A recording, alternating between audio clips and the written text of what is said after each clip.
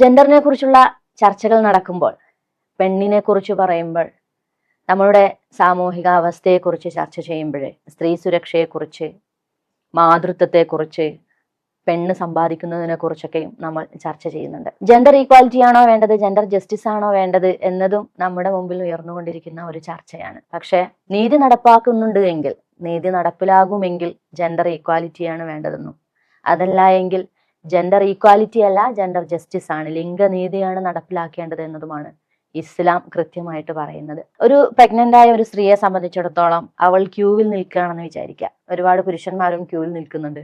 അതുകൊണ്ട് എല്ലാവരും ഒരുപോലെയാണ് ഇവിടെ, സ്ത്രീകൾക്ക് പ്രത്യേകിച്ച് ഒരു പരിഗണനയോ ഒന്നുമില്ല എന്നതാണ് പറയുന്നതെങ്കിൽ നമ്മൾ അതിനെക്കുറിച്ച് പറയുക ജെൻഡർ ഈക്വാലിറ്റി എന്നതാണ്. ലിംഗപദവിയിൽ ഒരേപോലെ അർഹതയുള്ള പരിഗണന ലഭിക്കുന്ന രണ്ടു കൂട്ടം.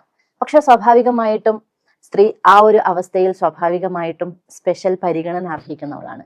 അപ്പോൾ അവിടെ ജെൻഡർ ഈക്വാലിറ്റി അല്ല നടപ്പിലാവേണ്ടത്, മറിച്ച് ജെൻഡർ ജസ്റ്റിസ് ആണ്. എന്ന് പറഞ്ഞാൽ അവളുടെ ശാരീരിക മാനസിക അവസ്ഥകളെ പ്രത്യേകമായി പരിഗണിച്ചുകൊണ്ട് അവളെ പരിഗണിക്കണം.